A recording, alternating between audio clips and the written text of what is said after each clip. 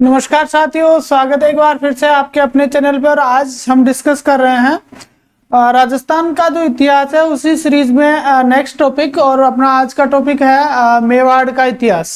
हमने मारवाड़ को पढ़ लिया है, अब आज हम मेवाड़ के बारे में डिस्कस करेंगे। तो सबसे पहले तो आपको इस चीज का पता होना चाहिए कि मेवाड़ कौन से क्षेत्र को कहते थे। तो ये जो दक्षिणी राजस्थान का क्षेत्र है, जिसमें अपना भीलवाड़ा है, राजसमंद है, चित्तौड़गढ़ है, उदयपुर है, ये जो सारा जो सम्मिलित क्षेत्र था, ये पूरा का पूरा, ठीक है, ये पूरा जो क्षेत्र है वो क्या कहलाता था? ये पूरा का पूरा क्षेत्र आपका ये मेवाड़ कहलाता था। ठीक है, पहली चीज तो आपको ये पता होना चाहिए कि ये राजस्थान के इतिहास का जो अपना मैप है उसमें ये जो क्षेत्र है वो मेवाड़ के नाम से जाना जाता था।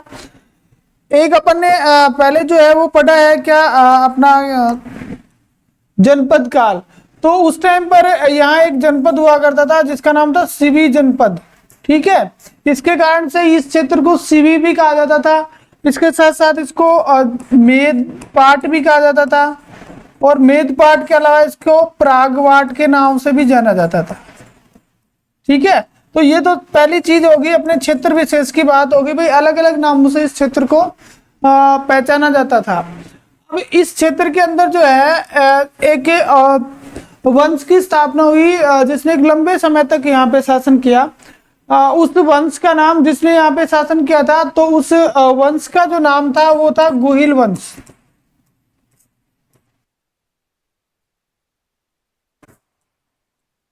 ठीक है, और गुहिल वंश की सबसे इंपॉर्टेंट विशेषता क्या है कि 566 ईस्वी में इसकी स्थापना हुई, और तब से लेके 1947 तक, जब तक भारत को आजादी मिली, तब तक जो है ये जो एकमात्र ऐसा वंश था जिसने इतने लंबे कार्यकाल तक एक ही समय पर एक ही स्थान पर शासन किया। तो सबसे लंबा शासन इनका कहा जा सकता है, सबसे लंबा शासनकाल जो है वो गुहिलों का कहा जा सकता है। क्यों कहा जा सकता है? क्योंकि इन्होंने एक ही स्थान पर जितने लंबे कार्यकाल तक इन्होंने, मतलब अपनी स्थापना से लेकर, तो एकमात्र जो राजस्थान का एकमात्र वंश है जिसने अपनी स्थापना से लेकर स्वतंत्रता तक एक छत्र इस क्षेत्र पे राज किया। अगर हम इसके संस्थापक की बात करें तो गुहिल वंश का जो संस्थापक था, वो गुहिल वंश का संस्थापक था आपका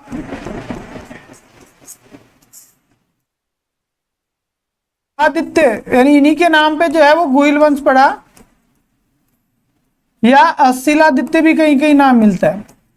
ठीक है, तो गुहादित्य या शिलादित्य नामक व्यक्ति जो थे, उसने 566 ईस्वी में इस पूरे क्षेत्र में जो है वो स्थापना करी, किसकी? गुहिल वंश की स्थापना करी, जिसने 566 ईस्वी से लेकर 1947 तक लगातार एक लंबे कार्यकाल तक इस क्षेत्र पे शासन किया।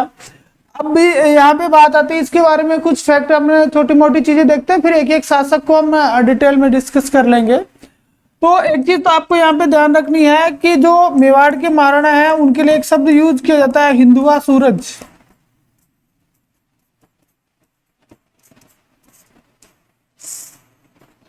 सीधा सा प्रश्न बनता है, हिंदुआ सूरज किसे कहा जाता है? अपन ने मारवाड़ पढ़ा ना, तो उसमें पढ़ा था हिंदुस्तान का हसमत वाला शासक, हिंदुस्तान का हसमत वाला शासक। आपको कमेंट्स में ये चीज बतानी है कि राजस्थान का कौन सा शासक था जिसे हिंदुस्तान का हसमत वाला शासक कहा जाता था।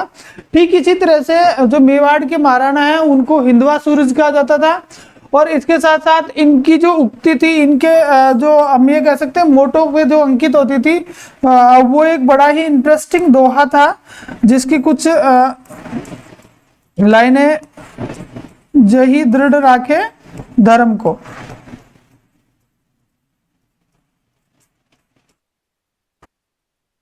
ये जो लाइनें थी, ये लाइनें जो है इनका ये हमेशा अनुपालन करते थे, जे दृढ़ राखे धर्म को। ठीक है, तो ये उनका एक कह सकते हैं आदर्श वाक्य था, इनका एक मोटो था। ठीक है, जहाँ जो अपने झंडे पे भी ये उत्कीर्ण रखते थे।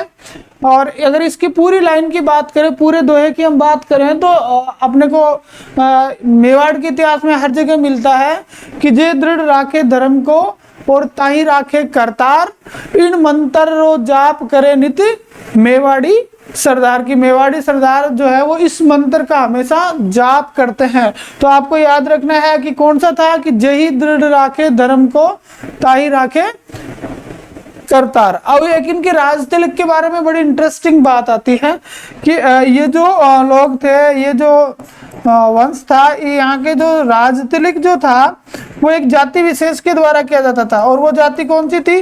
भील। अमूमन जो है वो राज तिलक ब्राह्मणों के द्वारा किया जाता था, लेकिन मेवाड़ के अंदर जो है ना वो भील जाति जो है उसको ये अधिकार प्राप्त था। और भीलू में भी एक गांव है वहां पे जिसका नाम है उंदरी। उंदरी गांव के जो भील थे ना, उंदरी गांव के भीलों के द्वारा जो है वो मेवाड़ के महाराणाओं का राज तिलक किया जाता था। उंदरी गांव के भील मेवाड़ के महाराणाओं का राज तिलक करते थे। ठीक है, अब नेक्स्ट में हम चलते हैं। अगली हम बात करें तो इनकी उत्पत्ति की बात कर लेते हैं कि भाई इनकी उत्पत्ति कहां से हुई।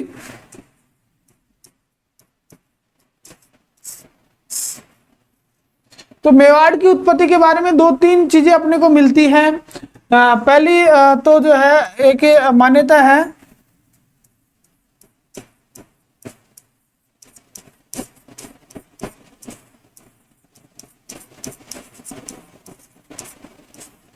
नौशेखा आदिल के वंशज। तो ये देखो ध्यान रखने वाली चीज है, नौशेखा आदिल के वंशज। ये नौशेखा आदिल जो था वो कहाँ का रहने वाला था? ये ईरान का शासक था। कहाँ का शासक था? ईरान का शासक था। और अबुल फजल नामक जो इतिहासकार हुआ, अबुल फजल ने ये कहा है कि मेवाड़ के जो शासक थे वो किसके वंशज थे? तो मेवाड़ के शासक नौशेखा आदिल के वंशज थे, जो ईरान का शासक था। तो एक उक्ति तो ये मानी जाती है।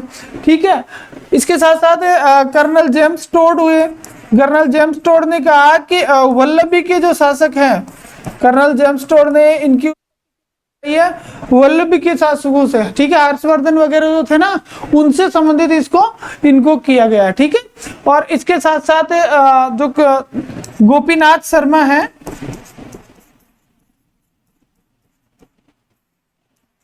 गोपीनाथ शर्मा ने कहा कि नहीं, ये जो थे वो कौन थे?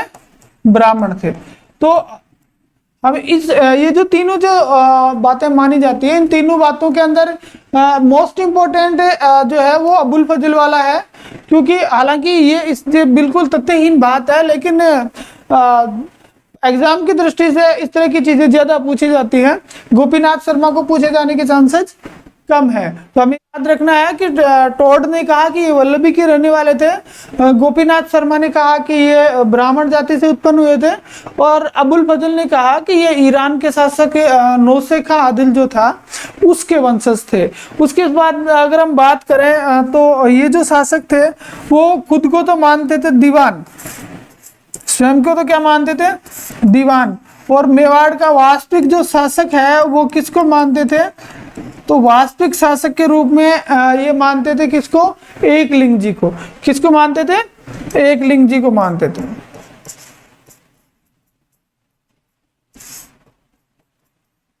ठीक है, इनकी कुल देवी की अगर हम बात करें तो इस वंश की कुल देवी थी बायण माता। बायण माता, ठीक है, बाण माता भी बोलते हैं। मंदिर चित्तौड़गढ़ में बना हुआ है। तो बायण माता कुलदेवी के रूप में प्रतिष्ठापित थी। और चित्तौड़ के या मेवाड़ के वास्तविक जो शासक थे वो किसको माना जाता था? एकलिंग जी को माना जाता था। ठीक है, और मेवाड़ के महाराणा खुद को जो है वो एकलिंग जी का क्या मानते थे? दीवान मानते थे। आगे हम बढ़ेंगे डिटेल में एकलिंग जी के बारे में। और इसके साथ साथ ये जो वंश है अपनी उत्पत्ति कुश से भी मानते हैं, अपने आप को कुश से संबंधित करते हैं। राम के पुत्र थे लव और कुश, ठीक है, उनसे संबंधित भी अपने आप को मानते हैं। तो ये तो बेसिक डिटेल हो गई अपने किसके बारे में? इस वंश के बारे में। अब हम करते हैं एक एक करके जो यहाँ के शासक हुए उन शासकों की क्या मोस्ट या महत्वपूर्ण एग्जाम की दृष्टि से बातें रही, उनको हम डिस्कस करेंगे। तो सबसे पहले हम शुरुआत करेंगे बप्पा रावल से।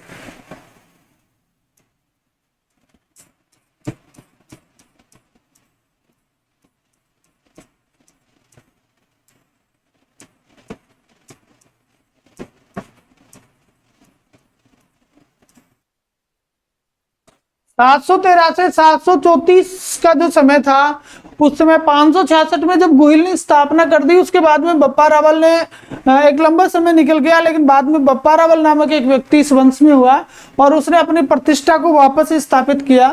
देखिए बप्पा रावल से एक ऋषि का नाम जो है वो जुड़ा हुआ है, ये आपको याद रखना है, हारित ऋषि।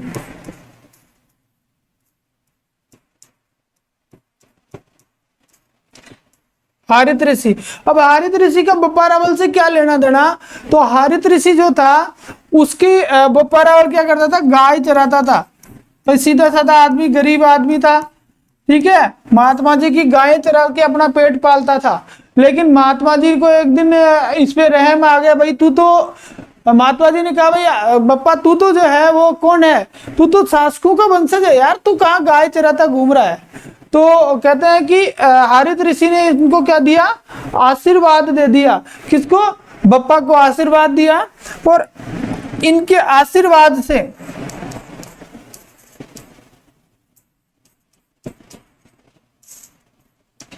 हारित ऋषि के आशीर्वाद से बप्पा रावल ने मौर्य शासक मान मौर्य को परास्त किया।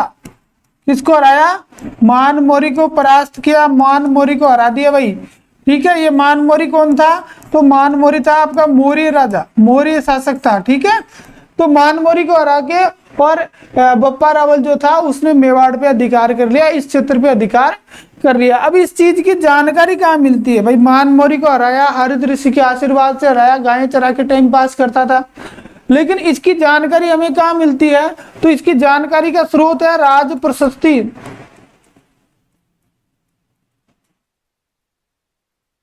आपको ध्यान रखना है, राज प्रशस्ति जो है उसके अंदर हमें इस चीज की जानकारी मिलती है, जो राजसमंद झील की पाल पे है, ठीक है, कि मान मौर्य को परास्त करके बप्पा रावल ने जो है वापस प्रतिष्ठा स्थापित की। और उसके साथ साथ उसने एक अपनी राजधानी बनाई, और वो राजधानी बनाई कौन सी? नागदा। याद रखने वाली चीज है, जो है वो मेवाड़ की प्रथम राजधानी हो गई है।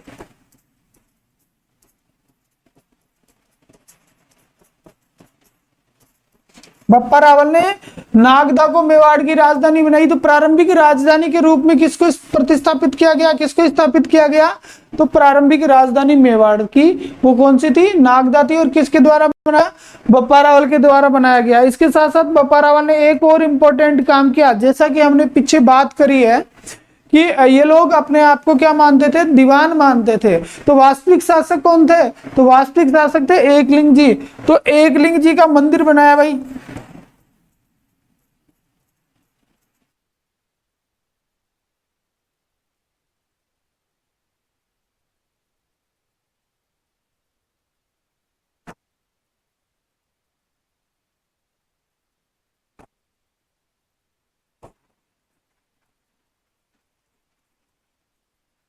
और जिस जगह एकलिंग जी के मंदिर का निर्माण हुआ उस जगह का नाम है कैलाशपुरी।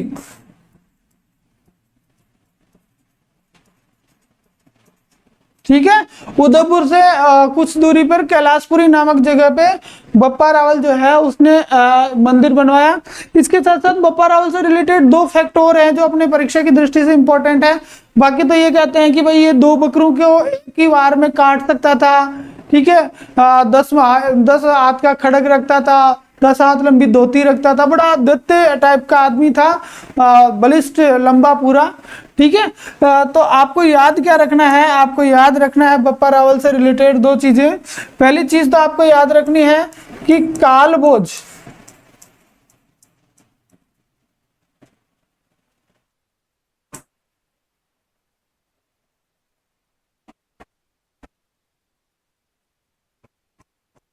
पहली चीज हमें याद रखनी है कालभोज, कि बप्पा रावल जो है उसका वास्तविक नाम क्या था? उसका वास्तविक नाम कालभोज था। तो ये कई बार पूछा जा चुका है, पूछा जा भी सकता है कि बप्पा रावल का वास्तविक नाम क्या था।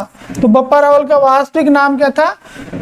कालभोज था। लेकिन ये बप्पा रावल जो थी वो उसकी एक उपाधि थी, ऐसा कुछ माना जाता है। तो ये दोनों एक ही व्यक्ति थे, बप्पा रावल और कालभोज एक ही व्यक्ति थे। और एक विद्वान हुए सीवी वैद्य, सीवी वैद्य, ठीक है, ये सीवी वैद्य जो है, इन्होंने बप्पा रावल के बारे में एक बड़ी इंटरेस्टिंग बात कह दी और इन्होंने इस बप्पा रावल को एक उपाधि दे दी, बहुत ही अच्छी उपाधि इन्होंने इसको दी और इन्होंने कहा चार्ल्स मार्टल।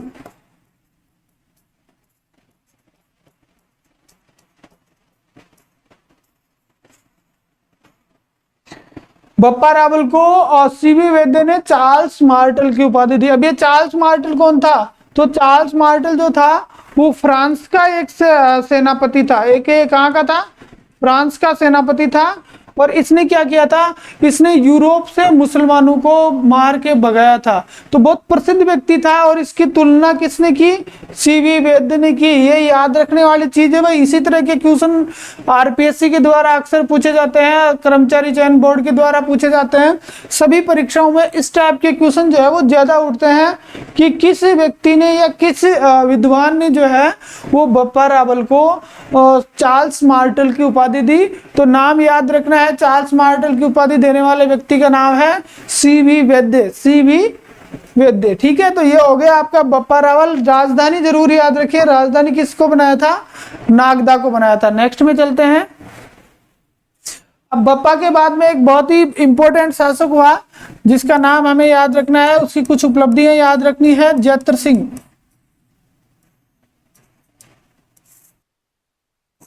1213 से लेकर 53, 1213 से लेकर 1253। देखिए ये जो हम समय लिख रहे हैं ना, ये समय पूछा नहीं जाता है अक्सर, लेकिन कई बार परीक्षा में क्या होता है कि सीक्वेंस पूछ लिया जाता है कि शासकों का के 5 के नाम देके और आपको सीक्वेंस पूछा जा सकता है, बताइए क्रम में व्यवस्थित कीजिए।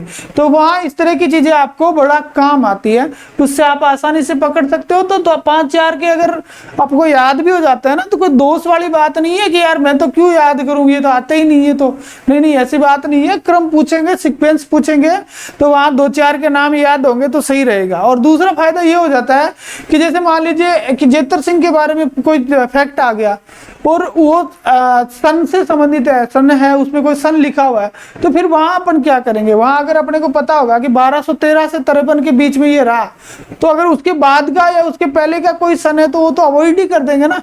तो उससे क्वेश्चन का जो आंसर आना है ना वो बड़ा इजीली आ जाता है। तो जैत्र सिंह के संबंध में हम बात करें तो जैत्र सिंह जो है इन्होंने एक लड़ाई लड़ी जिसका नाम था भूताला का युद्ध।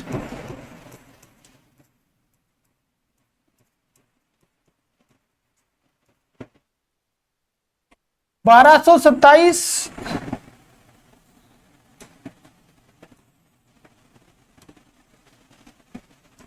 1227 ईस्वी में ये युद्ध हुआ था। देखिए भूताला नामक जो जगह है, यहाँ पे 2 युद्ध हुए थे।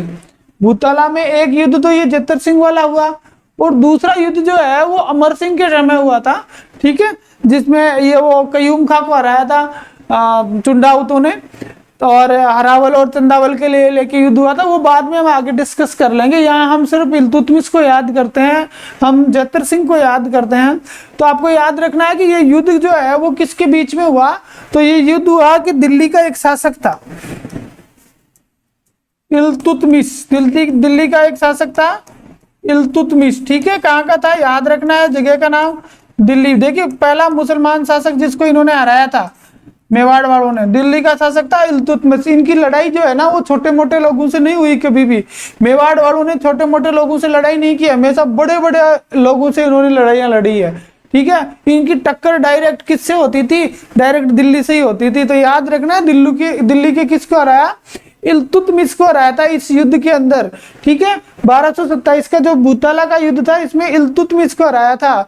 और आपको यहाँ पे याद रखना है एक ग्रंथ का नाम, एक किताब का नाम। इस तरह से ज्यादा क्वेश्चन आते हैं, इसलिए मैं इस तरह की चीजें ज्यादा बताने में थोड़ा ध्यान रखता हूँ। और उस पुस्तक का नाम था हमीर मद मर्दन। किताब का नाम था हमीर मद मर्दन। अभी हमीर मद मर्दन के लेखक का नाम भी हमें याद होना चाहिए।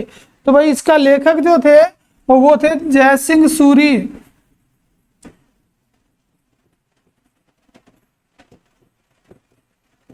हमीर मद मर्दन के लेखक का नाम है जय सिंह सूरी। अब यहाँ बात ये आती है भाई हमीर मधुवर्धन का इससे क्या लेना देना, तो आपको ध्यान रखना है कि यहाँ एक नाम आ रहा है हमीर, हमीर मधुवर्धन, यानी हमीर का जो मान है उसका मर्दन करने वाला, उसको नष्ट करने वाला, उसको समाप्त करने वाला। तो हमीर किसको कहा गया है, हमीर यहाँ इल्तुतमिश को कहा गया। इस चीज को विशेष तौर से ध्यान रखें कि जयसिंह सूरी ने जो अपना ग्रंथ लिखा ना हमीर मधुवर्धन, उसमें किस युद्ध का वर्णन है, तो युद्ध का नाम पूछेगा तो भाई भूताला का युद्ध 1227 का है। और किस किस के बीच हुआ था, तो दिल्ली के शासक इल्तुतमिश और मेवाड़ के शासक जेतर सिंह के बीच में यह युद्ध हुआ था। और इसमें इल्तुतमिश को जो है वो जेतर सिंह ने बुरी तरह से परास्त किया था। तो ये चीज आपको विशेष तौर से ध्यान रखनी है कि जेतर सिंह ने किसको परास्त किया, इल्तुतमिश को परास्त किया। एक बहुत बड़ी उपलब्धि जेतर सिंह के बारे में और मिलती है, हमने राजधानी की बात करी थी पहले, हमने पहले राजधानी की बात करी भाई, मेवाड़ की राजधानी बप्पा रावल ने किसको बनाया, नागदा को बनाया। लेकिन एक लंबे समय तक एक जगह जो है वो यहाँ की राजधानी रही और उस जगह का नाम था चित्तौड़। तो इसने क्या किया, जेतर सिंह ने चित्तौड़ पे किसका अधिकार था, परमाणु का अधिकार, तो परमाणु से छीन लिया, परमाणु से छीन कर और इसको क्या बनाया, राजधानी बना दिया। किसकी, चित्तौड़ को किसकी राजधानी बनाया, अपने मेवाड़ की राजधानी बना दी। जब मारवाड़ पढ़ते हैं ना तो मारवाड़ में बड़ा एक इंटरेस्टिंग फैक्ट आता है। वो फैक्ट क्या है कि मंडोर को जो है वो राठौड़ों की राजधानी किसने बनाया, क्योंकि जोधपुर को तो बनाने में नाम सीधा जाता है राव जोधा, क्योंकि जोधपुर से जोधा जुड़ा हुआ है, ठीक है। लेकिन मंडोर को किसने बनाया, कमेंट्स में जरूर बताएं कि मंडोर जो है उसको पहली बार राठौड़ों की राजधानी किसने बनाया। और यहाँ पे किसकी बात चल रही है, चित्तौड़ की। तो पहली राजधानी होगी नागदा, दूसरी हो गई यहाँ पे कौन सी, चित्तौड़। तो चित्तौड़ किसने बनाई, परमाणु को परास्त किया, परमाणु को हराया। और परमाणु को हराकर जेतर सिंह जो थे उन्होंने चित्तौड़ को यहाँ की राजधानी बनाया। और इसके साथ साथ एक लास्ट चीज और लिख लो, चीरवा शिलालेख।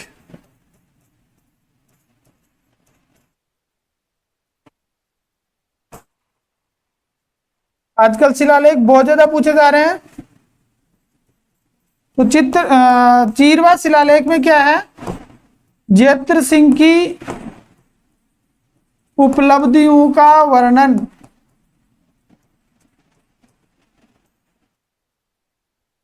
जेतर सिंह की उपलब्धियों का वर्णन किस शिलालेख में मिलता है, तो चीरवा शिलालेख में। जेतर सिंह में इससे अलावा कुछ नहीं है।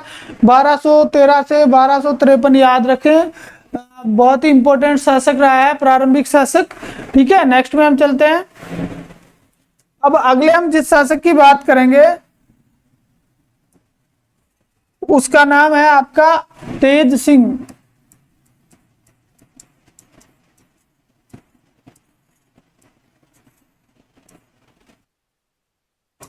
1253 से 73, ठीक है। अब देखिए तेज सिंह को हम क्या पढ़ेंगे, तेज सिंह बड़ा मतलब यूं कह सकते हैं कि कला प्रिय शासक था। तेज सिंह का कहीं भी विचार नहीं था, लड़ाई दंगा करने में वो इंटरेस्ट कम ही रखता था। तो जब भी हम पढ़ेंगे ना कला, और कला के लिए भी कौन सी, विशेष तौर से चित्रकला जब हम पढ़ेंगे, क्या पढ़ेंगे, चित्रकला। तो मेवाड़ की चित्रकला अगर आप पढ़ते हो और आपने वहां पे तेज सिंह का नाम नहीं पढ़ा, इसका मतलब आपकी चित्रकला की पढ़ाई अधूरी है, आपने चित्रकला को पूरा नहीं पढ़ा। क्योंकि मेवाड़ की चित्रशैली की शुरुआत जो है ना वो अपन कहां से मानते हैं, तेज सिंह से मानते हैं। तो शुरू करते हैं।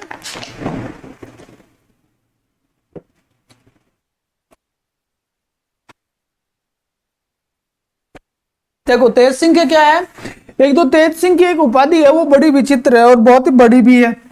लेकिन उसकी एक विशेषता है कि अगर आप 2-4 बार उसको देख लेते हो ना तो वो याद हो जाने वाली चीज है। तो उसकी उपाधि थी, उसको याद रखो आप।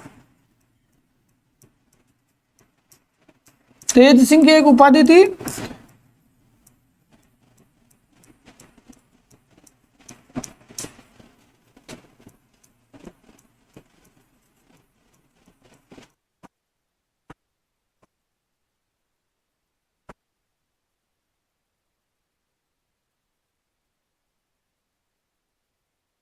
और ये उपाधि याद रखना जरूर जरूर।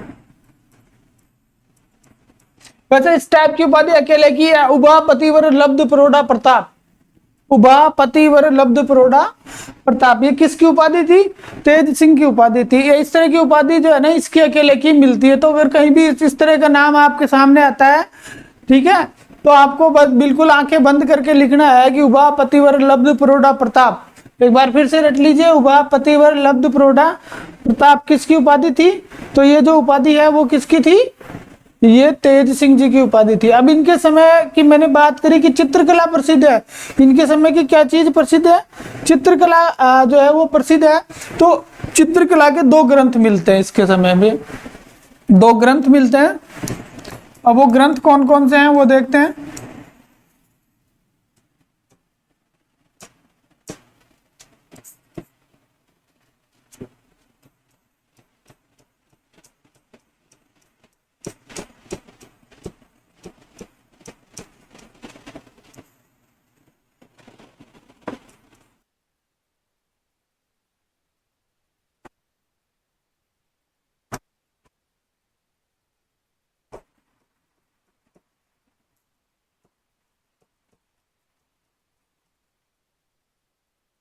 दो ग्रंथ मिलते हैं इनके समय के, श्रावक प्रतिक्रमण सूत्र चूर्णी, श्रावक प्रतिक्रमण सूत्र चूर्णी और सुपासना है चर्यम। ठीक है, सुपार्श्वनाथ चरित्र भी कहते हैं इसको। ठीक है, और ये जो दोनों ग्रंथ हैं उनमें मेवाड़ चित्र से लिखे प्राचीन ग्रंथ चित्र मिलते हैं। मेवाड़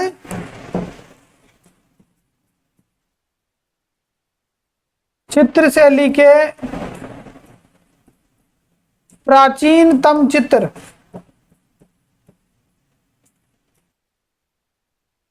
13वीं सदी के ये जो 2 ग्रंथ हैं, इन दोनों ग्रंथों के अंदर मेवाड़ चित्र से लिखे प्राचीनतम चित्र जो है वो हमें देखने को मिलते हैं। तो इस तरह से तेज सिंह की जो उपलब्धि है ना, वो सारी की सारी किससे रिलेटेड है? सारी की सारी कलात्मक दृष्टि से महत्वपूर्ण है। भाई इसकी लड़ाई और मार काट में इस आदमी की रुचि कम थी। नेक्स्ट में चलते हैं। अब अगला एक शासक हुआ, देखिए अगले शासक की हम बात करें तो समर सिंह।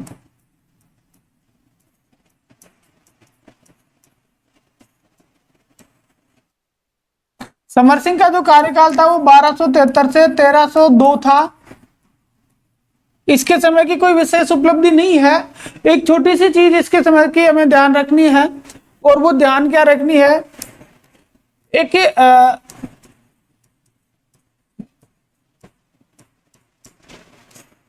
एक विद्युलता नामक राजकुमारी थी। ठीक है,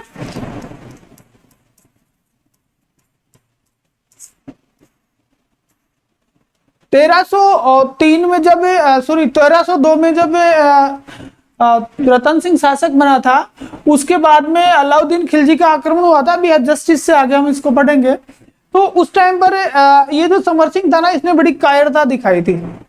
और ये जो कायरता थी, ये समर सिंह की प्रेमिका भी मिलती है कई जगह, कई पत्नी के नाम से भी उल्लेख मिलता है। तो ये कहते हैं कि समर सिंह जो था उसने बड़ी कायरता दिखाई थी और खिलजी का साथ दिया था। तो उस स्थिति में ये जो विद्युलता थी, इसको बड़ी शर्म आई और इसने कटार घोंप के जो है वो इसकी हत्या कर दी थी। तो विद्युलता का नाम समर सिंह से जुड़ा है, इतना आपको याद रखना है। उसके बाद में मेवाड़ के इतिहास का सबसे मोस्ट इंपोर्टेंट शासक आता है। ठीक है, एक मोस्ट इंपोर्टेंट शासक को हम पढ़ते हैं जो मेवाड़ के इतिहास का सबसे महत्वपूर्ण है, और उसका नाम है रावल रतन सिंह।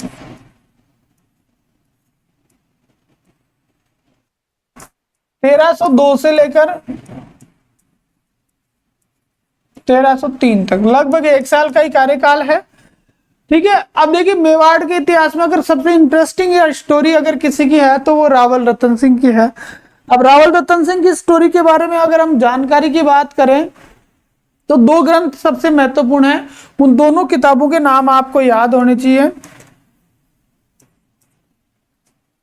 एक तो आपका है खजाइनुल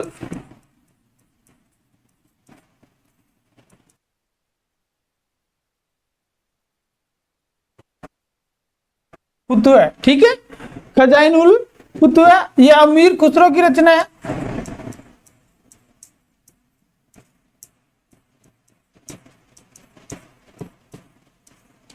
और दूसरा जो है वो है पद्मावत महाकाव्य। पद्मावत नामक महाकाव्य था, इसके जो लेखक हैं वो हैं मलिक मोहम्मद जायसी।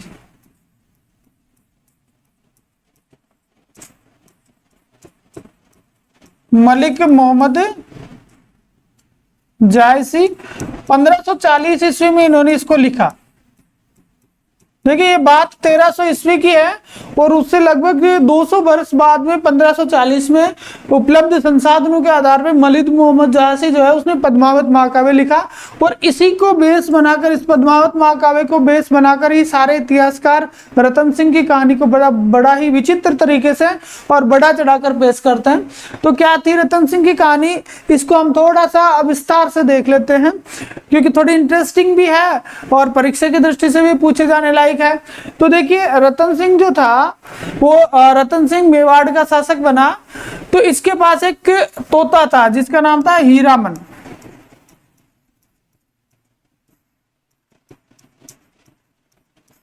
ठीक है, हीरामन तोता वर्तमान में कहां पाया जाता है, तो गागरोन जो क्षेत्र वहां पाया जाता है, अभी आज भी झालावाड़ में। ठीक है, इस हीरामन तोते ने कहा कि भाई इसने पूछा भाई कोई सुंदर रानी वगैरह बताओ। तो इस हीरामन तोते ने बताया नाम किसका, पद्मावती का।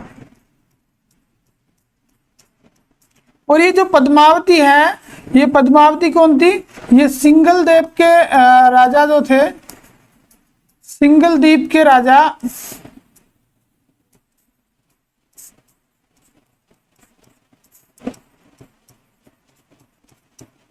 गंधर्व सेन की पुत्री थी। ठीक है, हीरामन तोते ने बताया कि एक रानी है बहुत सुंदर है, क्या नाम है भाई, नाम पद्मावती है और कहाँ है, तो सिंगल द्वीप का राजा है, नाम है उसका गंधर्व सेन और इस गंधर्व सेन की पुत्री है।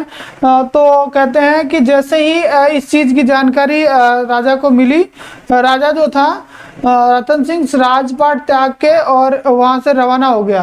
कहां से, मेवाड़ से, कहां के लिए, सिंगल द्वीप के लिए रवाना हो गया। और वहां जाके लगभग कहते हैं कि 12 साल तक जो है इसने तपस्या करी और 12 वर्ष तक तपस्या करके और उसके बाद में इसने पद्मावती को प्राप्त कर लिया, यानी इससे विवाह कर लिया और विवाह करके वापस मेवाड़ लौट आया।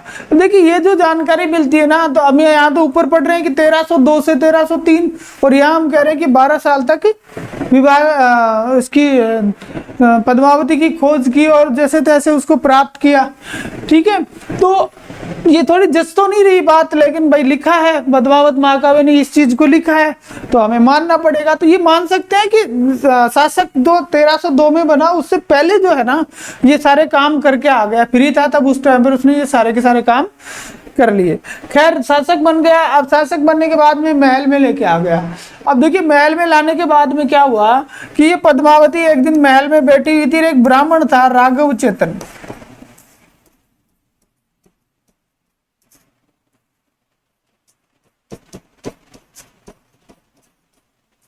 मेवाड़ दरबार में एक ब्राह्मण था, नाम था राघव चेतन। ये राघव चेतन ब्राह्मण बड़ा ही पंडित आदमी था, लेकिन वो कहते हैं कि जो महिला है वो किसी का भी सत दिखा सकती है, वैसी स्थिति यहाँ उत्पन्न हो गई। राघव चेतन एक बार दरबार में आया और संजोग से उसने पद्मिनी को देख लिया। ठीक है, और पद्मिनी को देखते ही ये बेहोश होकर गिर पड़ा। भाई साहब इतनी सुंदर स्त्री कि कोई देख ले तो क्या हो जाए, बेहोश होके गिर जाए। तो कहते हैं कि बेहोश होके गिर पड़ा। रतन सिंह को जब इस चीज की जानकारी मिली तो उसे बड़ा क्रोध आया कि यार मेरी रानी को देख के बेहोश होके गिर गया। ठीक है, तो इन्होंने इस राघव चेतन को क्या किया, राघव चेतन को देश निकाला दे दिया। राघव चेतन को कहा भाई निकल जाए यहां से, और राघव चेतन को देश निकाला दे दिया। और राघव चेतन को जब देश निकाला दिया गया तो उस समय उसने प्रतिज्ञा करी थी कि मेरा जो अपमान हुआ है उस अपमान का बदला मैं तुमसे जरूर लूंगा। और यहाँ से सीधा वो चला गया कहाँ पे, एक ही जगह दिखती थी, दिल्ली। क्योंकि दिल्ली में उस टाइम में जो सुल्तान था वो एक ऐसा आदमी था, इतना कान का कच्चा आदमी था, उसको तो बस बहाना चाहिए। ठीक है, तो दिल्ली का शासक था उस समय अलाउद्दीन खिलजी।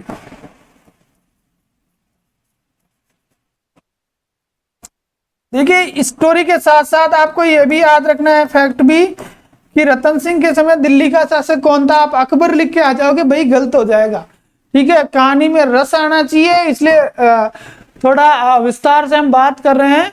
तो अलाउद्दीन खिलजी जो था वो कौन था, दिल्ली का शासक के राघव चेतन सीधा अलाउद्दीन खिलजी के पास चला गया और जाके उसको कहा कि काई का दिल्ली का सुल्तान बन के बैठा है, तेरे हरम में जो महिलाएं हैं ना, तेरे हरम में जो रानियां हैं, जो बेगमें हैं ना, वो तो कुछ भी नहीं है, कुछ टिकती नहीं है, अड़ती नहीं है। किसके सामने, पद्मिनी के सामने, पद्मावती के सामने तो कुछ अड़ती नहीं है ये। उसने कहा इतनी सुंदर है कि मैं बेहोश हो गया देख के। तो जब राघव चेतन के मुंह से अलाउद्दीन खिलजी ने ये बात सुनी तो उसको तो बहाना चाहिए था। उसका टारगेट वैसे ही चित्तौड़ को जीतना था, क्योंकि वो गुजरात का जो रास्ता था जो वहां से गुजरता था, और एक ये जो क्षेत्र था वो अफीम के लिए भी प्रसिद्ध था। तो दो चीजें, अगर तीसरा जो है वो अगर किसी को दिल्ली का शासक या पूरे भारत का शासक बन के रहना है तो मेवाड़ जीतना उसके लिए अनिवार्य था। मैंने स्टार्ट में ही आपको कहा था, क्योंकि ये लोग जो है वो डायरेक्ट टक्कर दिल्ली से लेते आए हैं भाई। वहां पहले इल्तुतमिश से ले ली, फिर यहाँ अलाउद्दीन खिलजी से ले ली, ठीक है, आगे ले लेंगे मोहम्मद बिन तुगलक से ले लेंगे, फिर लोधी से ले लेंगे, उसके बाद में बाबर से हटा देंगे। तो ये मतलब लगातार इनकी जो लड़ाई जो है ना वो किससे चली है, दिल्ली से ही चली है। तो अलाउद्दीन खिलजी जीतना वैसे ही बहाना चाहिए था, और जब ये बहाना मिल गया राघव चेतन वाला तो वो और ही बड़ी बात होगी। तो अलाउद्दीन खिलजी ने एक संदेश भिजवाया, किसको, रतन सिंह को। रतन सिंह को एक पत्र लिखा और ये कहा कि भाई हम जो है ना वो ये चाहते हैं कि आपकी जो पद्मावती रानी है ना उसको हम देखना चाहते हैं। तो देखना चाहते हैं ये स्वीकार योग्य बात तो नहीं थी, ठीक है। लेकिन अलाउद्दीन खिलजी सेना लेके जो है वो आ गया और 8 माह तक किले के चारों तरफ घेराबंदी करके बैठा रहा। लगातार 8 माह बीत गए, बारिश का मौसम आने वाला था। तो यहाँ के जो लोग थे, इनके जो साथी थे, उसने कहा कि महाराज अब बरसात आने वाली है, किले के ऊपर से पानी आएगा, पर टिकेंगे ही नहीं, कहाँ जाएंगे। तो जुलाई के आसपास के समय में इसने कहा कि भाई क्या करें। तो भाई ऐसा करो कि अपनी पहले तो इसने डिमांड करी थी खिलजी ने कि पद्मिनी को हरम में भेजने की, लेकिन फिर उसने अपने डिमांड को थोड़ा कम किया और कहा भाई मुझे सिर्फ एक बार दिखा दो कि राघव चेतन जो कह रहा है वो सही है क्या। तो इतिहास में इस चीज की जानकारी मिलती है कि भाई ये जो है वो दिखाने के, रतन सिंह जी दिखाने के लिए तैयार हो गए थे। और इन्होंने दर्पण के अंदर जो है वो प्रतिबिंब दिखाया, किसका, अपने रानी का। और शिष्टाचार पूर्वक जब ये उसको दिखाने के बाद में अलाउद्दीन खिलजी को पद्मिनी के दर्शन कराने के बाद में उसको गेट तक छोड़ने गए ना, तो उस समय इन्होंने क्या किया कि धोखे से उसको बंदी बना लिया, रतन सिंह को बंदी बना लिया। और रतन सिंह को बंदी बनाकर ये कहाँ पे ले गए, दिल्ली ले गए। और वहां जाकर जो है, और वहां से इन्होंने एक संदेश भिजवाया। एक आगे एक कवि हुए चक्रपाणी मिश्र, उन्होंने बड़ी अच्छी कविता जो है वो इसके ऊपर लिखी है, और कि दोहराता हूँ सुनो रक्त से लिखी हुई कुर्बानी, और जिसके कारण मिट्टी भी चंदन है राजस्थानी। रावल रतन सिंह को छल से कैद किया खिलजी ने, कालजयी मित्रों से मिलकर दगा किया खिलजी ने।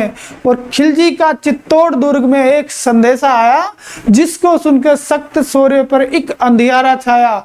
यदि ना 10 दिन के भीतर पद्मिनी का डोला दिल्ली आया, यदि ना रूप की रानी को तुमने दिल्ली भिजवाया, तो फिर रावल रतन सिंह का शीश कटा पाओगे, और शाही शर्त ना मानी तो फिर पीछे पछताओगे। तो इस तरह से बड़ी ओजपूर्ण कविता है, कभी समय में निकाल के इस पे भी हम बात करेंगे। तो रतन सिंह को वहां ले जाकर वहां से उन्होंने संदेश भिजवा दिया, भाई इसको आप ऐसा करो कि रतन सिंह तो यहाँ आ ही गए हैं, रानी को भेज दो, फायदे में रहोगे, नहीं तो रतन सिंह का कटा हुआ शीश ही तुम्हें मिलेगा। अब देखिए रतन सिंह के पास 2 वीर योद्धा थे, उन वीर योद्धाओं के नाम आपको याद रखने पड़ेंगे। एक का नाम था गोरा और दूसरे का नाम था बादल, चाचा भतीजा थे दोनों। रिश्ता भी कई बार पूछा जा सकता है। रतन सिंह के 2 वीर योद्धा, देखिए 2-3 जोड़ियां मिलती है अपने को इतिहास के अंदर 3 जोड़ियां मिलती है। कौन कौन सी,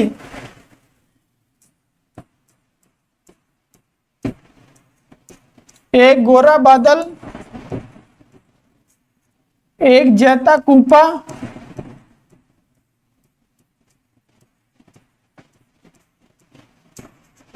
और एक आला उद्दल।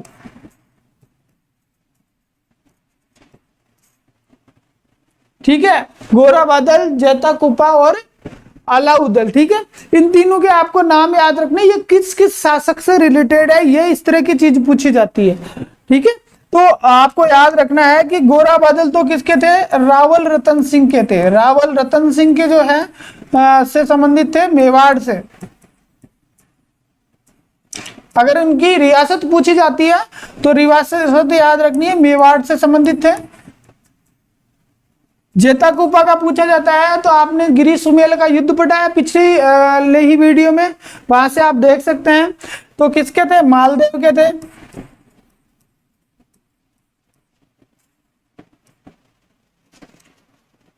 और ये कहां के थे, मारवाड़ के थे। और अलाउद्दीन की बात करें तो परमर्दी देव चंदेल।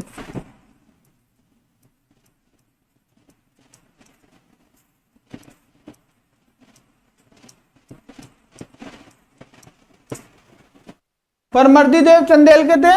और ये कहां से संबंधित थे, महोबा के।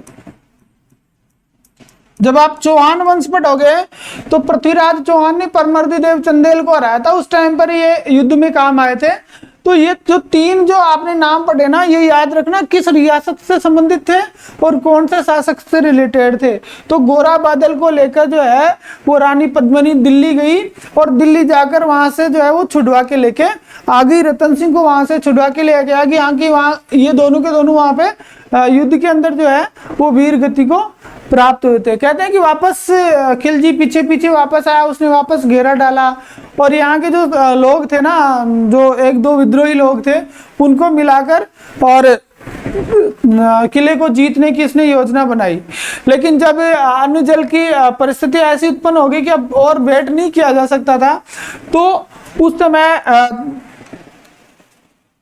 मेवाड़ में हुआ जोहर। इस जोहर की आप तारीख याद रखें भाई। जोहर की जो तारीख थी वो थी 26 अगस्त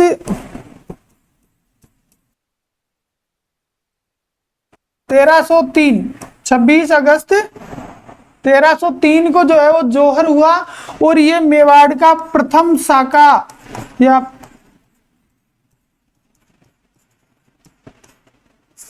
मेवाड़ का क्या था, प्रथम शाखा था। अब इसमें याद रखना है कि शाखे में दो चीजें होती है।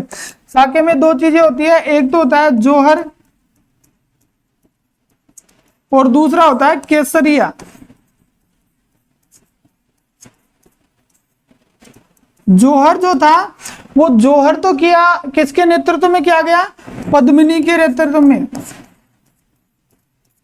लगभग 1600 रानियां जो है, 1600 महिलाएं जो है वो पद्मिनी के साथ अपने आप को उन्होंने चिता में समर्पित कर दिया। और केसरिया जो है वो रतन सिंह के नेतृत्व में हुआ। युद्ध गति में जो है युद्ध भूमि में जो है ये वीर गति को प्राप्त हुए। लड़ते हुए सारे राजपूत जो है वीर गति को प्राप्त हुए। चित्तौड़ के ऊपर जो है 26 अगस्त 1303 को अलाउद्दीन खिलजी का अधिकार हो गया। ये मेवाड़ का प्रथम शाखा था, ये मेवाड़ का प्रथम शाखा था। ठीक है, और अलाउद्दीन खिलजी ने क्या किया, खिलजी का हो गया क्या, अधिकार। तो अधिकार होते ही उसने क्या किया, नाम बदला। सबसे पहला काम तो क्या किया, उसने नाम परिवर्तित किया और चित्तौड़ को क्या कर दिया, चित्तौड़ का नाम बदलकर खिजराबाद कर दिया। ये याद रखना है, चित्तौड़ का नाम बदला और नाम बदल के क्या कर दिया, खिजराबाद। सबसे मोस्ट चीज है भाई खिजराबाद। चित्तौड़ का नाम बदलकर, जब पहली बार अलाउद्दीन खिलजी ने चित्तौड़ को जीता था ना, तो चित्तौड़ का नाम बदल के क्या कर दिया गया, खिजराबाद कर दिया गया। अब ये खिजराबाद क्यों किया गया भाई, ऐसा क्या था खिजराबाद नाम दे दिया। तो खिजराबाद के लिए आप याद रखें खिज्र खां के नाम पे। किसके नाम पे, खिज्र खां के नाम पे। अब ये खिज्र खां कौन था, तो ये खिलजी का पुत्र था, खिलजी का पुत्र, खिलजी के पुत्र खिज्र खां के नाम पे, खिलजी का पुत्र था खिज्र खां। और इसी के नाम पे अलाउद्दीन खिलजी ने जो है वो नाम बदल के इसका क्या कर दिया, चित्तौड़ का नाम बदल के क्या कर दिया, खिजराबाद कर दिया। जब हम पूरा पढ़ लेंगे ना तो उसके बाद में हम पढ़ेंगे कि किस जगह का क्या क्या नाम रखा गया, एक साथ ले लेंगे ताकि आपको वो चीज याद रह जाए, जैसे अभी अपन ने गोरा बादल वाली ली थी। तो इस तरह से रतन सिंह जो था वो रतन सिंह का अंत हो गया और पूरी रतन सिंह से संबंधित स्टोरी जो है वो समाप्त हो गई। लेकिन लगभग थोड़े समय तक ही जो है वो मुस्लिम शासकों का चित्तौड़ पे अधिकार रहा और उसके बाद में एक और शासक पैदा हुआ जिसने चित्तौड़ पे जो है वो अधिकार वापस राजपूतों का अधिकार कर लिया। तो उसको हम पढ़ेंगे यहाँ पे।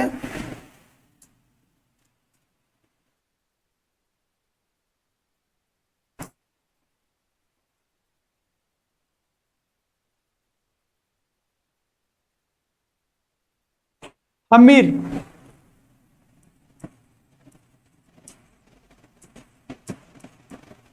1326 ईस्वी में अमीर ने देखो क्या किया। 1326 ईस्वी में 1326, अगर इसके कार्यकाल को अपन लिखना चाहें तो लिख सकते हैं 1326 से लेकर 1364 तक इसका कार्यकाल रहा।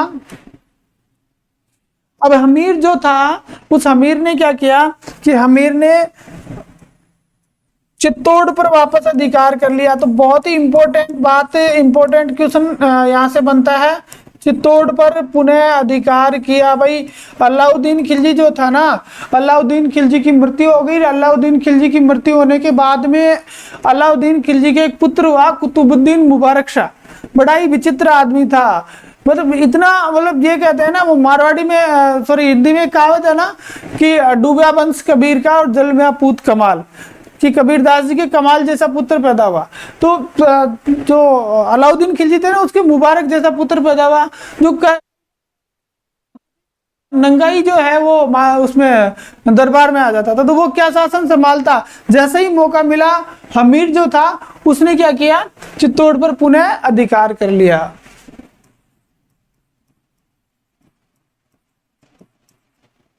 और पुनः अधिकार कर लिया, इसलिए इसको क्या कहते हैं, मेवाड़ का उद्धारक।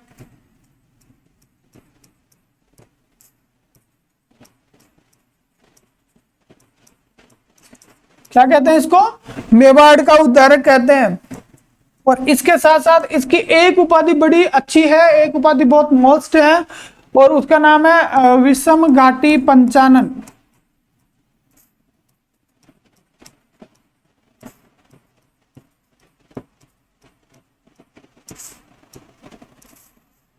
हमीर को कहा गया है विषम घाटी पंचानन। और सबसे मेन चीज आपको याद ये रखनी है कि किसमें कहा गया है, तो कीर्ति स्तंभ प्रशस्ति।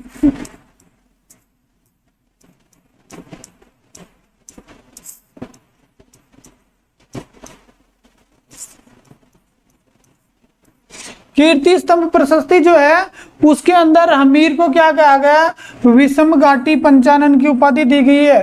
कीर्ति स्तंभ प्रशस्ति में के जो रचनाकार हैं वो अत्रि और महेश भट्ट थे। कौन थे, आगे पढ़ेंगे हम इसको डिटेल में। कीर्ति स्तंभ प्रशस्ति के रचनाकार कौन थे भाई, तो कीर्ति स्तंभ प्रशस्ति के रचनाकार थे अत्रि और महेश भट्ट। ये क्या थे, कीर्ति स्तंभ प्रशस्ति के रचनाकार थे। तो इन्होंने इसको क्या कहा है, विषम घाटी पंचानन कहा है। तो दो तो इसकी उपाधियां आपको याद रखनी है। एक देखिए हमने जब जयत्र सिंह को पढ़ा था ना, तो उसके बाद में आपको यहाँ एक याद रखना है कि हमीर जो है उस हमीर ने क्या किया, एक दिल्ली के सुल्तान को हराया। एक दिल्ली के सुल्तान को इसने भी हराया, उसका नाम याद रख लें, मोहम्मद बिन तुगलक।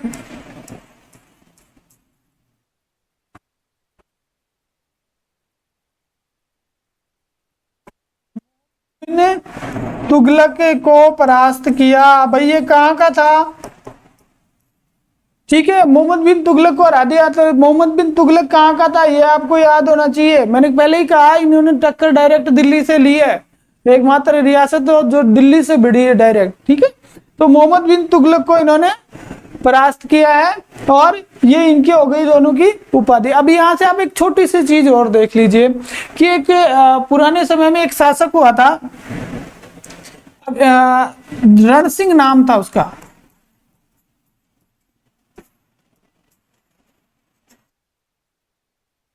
लगभग जैसे हम कह सकते हैं कि बप्पा रावल के बाद में अल्लट हुआ और अल्लट के बाद में रण सिंह हुआ। कोई विशेष उपलब्धि नहीं थी, इसलिए मैंने आपको बताया नहीं। ठीक है, तो रण सिंह के समय जो है वो ये जो मेवाड़ के जो सरदार थे वो दो भागों में बट गए थे। पहला जो पार्ट जो था, पहला जो भाग था वो था रावल शाखा। दो शाखाओं में विभाजित हो गए थे, एक था रावल शाखा और दूसरा जो भाग इनका था वो था राणा शाखा। ठीक है, रावल शाखा और राणा शाखा में ये दोनों विभाजित हो गए। रावल शाखा की स्थापना जो है वो किसने की? क्षेम सिंह ने की। और राणा शाखा जो है उसकी स्थापना किसके द्वारा की गई? तो राहप नामक व्यक्ति था, एक व्यक्ति था जिसका नाम था राहप, और उसने एक गांव बसाया, उस गांव का नाम था सिसोदा।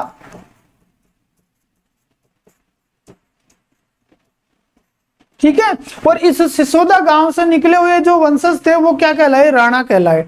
और ये हमीर भी कहां से था? सिसोदा से ही था।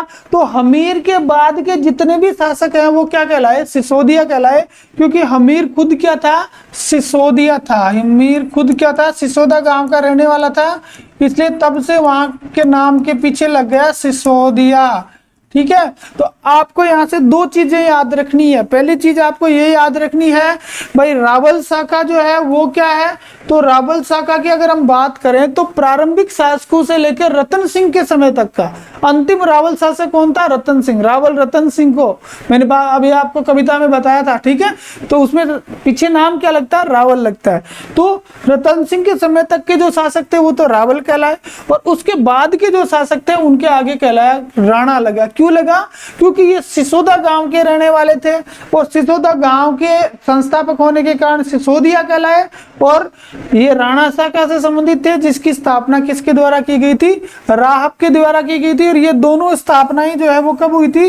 जब रण सिंह चित्तौड़ का, रण सिंह मेवाड़ का शासक था, उस समय ये सारी की सारी काम हुआ था। ठीक है, तो इस तरह से जो है वो राहप और क्षेम सिंह ने स्थापना कर दी। तो सिसोदिया से संबंधित होने के कारण आपका हमीर जो है वो क्या हो गया? सिसोदा हो गया। इसके बाद के जितने भी शासक है वो राणा शाखा से संबंधित कहलाए। आज ये जो अपना वीडियो है उसमें हम इतना ही करेंगे। नेक्स्ट वीडियो में जो है कोशिश करेंगे कि मेवाड़ का इतिहास पूरा हो जाए। हालांकि मेवाड़ का इतिहास बहुत बड़ा है, लेकिन फिर भी हम प्रयास करेंगे कि 2 या 3 वीडियो अधिकतम उसमें पूरा हो जाए। और पूरा डिटेल से इसलिए बताया गया कि दोबारा आपको और चीज देखने की जरूरत नहीं पड़े। अगर आप ये सारा देख लेते हो तो आपके लिए सफिशिएंट है, इससे ज्यादा आपको देखने की जरूरत नहीं पड़ेगी। और ये जो आपको पीडीएफ है इसकी नोट्स की अलग से बनाने की जरूरत नहीं है। नोट्स की पीडीएफ जो है मैं आपको टेलीग्राम ग्रुप में डाल दूंगा, टेलीग्राम ग्रुप में डालता हूं, तो आप वहां से ये पीडीएफ जो है वो ले सकते हैं, कोई दिक्कत वाली बात नहीं है। इसके साथ साथ हम प्रयास कर रहे हैं, तो आपसे एक बार रिक्वेस्ट है कि आप जो है वो चैनल को सब्सक्राइब करें, साथियों के साथ शेयर करें, और ये जो निःशुल्क क्लासेज हमने चला रखी है उसका आप फायदा उठाएं। क्योंकि आप देखते हैं ना कि अभी की भरमार सी हो रखी है कि आरएस के लिए, ईओआरओ के लिए, रीट के लिए, हर चीज के लिए जो है वो अलग अलग 499, 599, 1199 इस तरह से सब ऑफर चल रहे हैं। तो यहाँ बिल्कुल सबसे टॉप ऑफर है निःशुल्क निःशुल्क निःशुल्क। ठीक है, तो आपसे फिर रिक्वेस्ट कि आप इसको सब्सक्राइब कर लें, और नेक्स्ट वीडियो में हम फिर मिलेंगे। धन्यवाद।